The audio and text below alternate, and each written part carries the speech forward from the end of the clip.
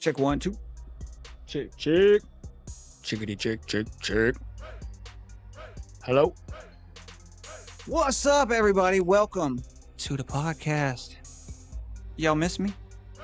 Man, I've been missing me. I've been so sick, y'all. I really wish I could have been making podcasts for you, but I've been thinking about y'all. I've been thinking about the Grizzlies. Y'all want to know how sick I am? You do? I'm so sick I didn't even watch the Grizzlies. I've watched some highlights. I've caught up. I've been reading a lot. I know what's going on, but I'm just glad to be in the land of the living today. So let's keep it moving. You are watching High Def Hoops. My name is Memphis J. I'm going to be taking you on this journey today. High Def Hoops is a NBA podcast where we talk about the Memphis Grizzlies as well as overall a little bit of NBA news. We just kind of scratch the surface unless we got to get deeper into it. But anyway, we are a part of the Sports Idiot Nation Network as well. And today's podcast is sponsored by High Def Creative. More about that later on in the podcast. And if you are interested in sponsoring podcasts and content like this, reach out to us. We have a lot of really good opportunities and you could be front and center. So anyway, let's keep it moving. I am not going to break down all the games that I missed. The Grizzlies have been doing pretty good, rocking a solid record right now. Going into tonight's game against the Los Angeles Lakers. We will be in LA. It's a late night game. The Grizzlies are coming off of a win. I believe the Lakers are coming off of a win as well. Let's just break down the numbers on it. Points-wise, the Grizz are leading the Lakers in overall points per game, 120.9 to 116.6. Grizzlies are like a 7+ in the rebounds, a couple of assists, maybe one steal, leading by a couple of blocks. We're also got 5 or 6 more turnovers than the Lakers on average. Overall field goals, 49.3% for the Grizz and 47.7%. So that's not too far apart. 3-point percentages are right on the money, about 35.9 and 35.4 respectively for each of those. So, this is a fairly well-matched game. If you want to break down who's your leaders, your block leaders, there's Jay Huff and Anthony Davis for each team respectively. Your points leaders right now is Jaren Jackson Jr. and Anthony Davis. Rebound leaders Santi Aldama and Anthony Davis. Man, is Anthony Davis the only person? No, okay. Whoa, wait. Assists, LeBron and John Morant. So, yeah, pretty much it just looks like Anthony Davis show right now on that, in the leaders for the team on the Lakers. No surprise there. But anyway, let's break this down. There's more to consider than just these numbers, because if you're following the Grizzlies, you know that John Morant is on a week-to-week timeline, working through an injury. But there's also bright sides. We've got another downside. Desmond Bane is out tonight too. So 2 of the biggest Laker killers we have on the team are out tonight. But we do look to potentially get Marcus Smart back tonight. He is listed as questionable, and if you follow the way the Grizzlies usually go, he will probably play. He's definitely a seasoned vet who can, bring some energy to the team and help maybe get us over the hump. We've got a lot of young guys on the Grizzlies that I really think have a chance when they're playing their game, that they could go up against anybody, but it's really hard to go to LA and win. It's just hard to go there, especially sometimes the late night games throw things off for you. But, coming off of one of the biggest winning margins against the Trailblazers, the banged up Grizzlies are coming at the Lakers. Ja Morant is not playing, like I said, so we'll just have him on the bench. The Grizzlies have been doing all right, though. They had 7 players in double figures during these victories. Jay Huff has tied a franchise record for a bench player with 6 blocked shots. So, we're really hoping to see the rest of the guys step up. The Lakers were on a bad kind of road trip there, but they've done a little bit better since they've been back home. They did beat Philadelphia 76ers 116-106 on Friday, and then beat the Toronto Raptors 123-103. LeBron James just going off. Anthony Davis, 22 points, but he left in the third quarter of the Grizzlies game when he was poked in the eye. Ja also left in the third quarter. Anthony Davis will probably be back tonight. I really wish maybe he was still out, but it looks like he is good to go. You're just going to have to do what you're going to have to do when it comes down to it. So that is your preview on the Lakers and Grizzlies. Like I said at the beginning of the podcast, I have been sick and I did not get to cover the beginning night last night of the Emirates Cup. So I will break down what has happened with that so far. But before we do that, I'll be honest, I'm still trying to understand this cup. It's changed. They changed the rules from last year. It's not the same rules. And it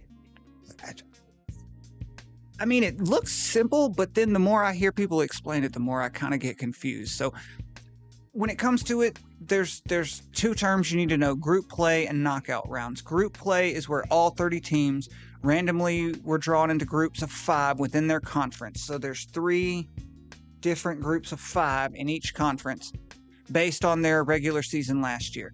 And it's designed to play 4 designated games, group play games, 1 game against each opponent in the group with 2 games at home, 2 on the road.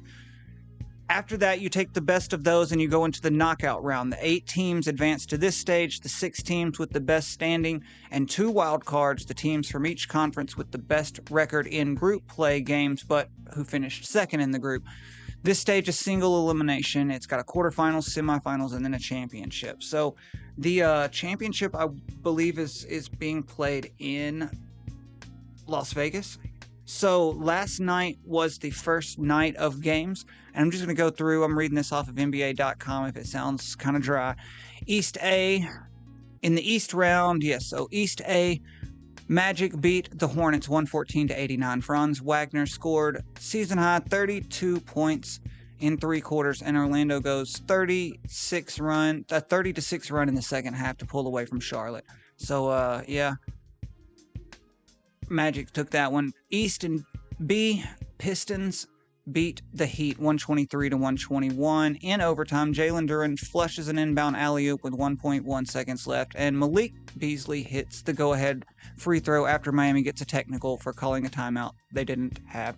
And Spoelstra's really, really beside himself. He's mad and he's blaming himself for that one. So, yeah, well, you're the coach. Anyway, East C, Hawks 117 to Celtics 116. Way to go, Hawks. I am not really a Hawks fan, but, you beat the Celtics. Way to go. Without Trae Young. Damn.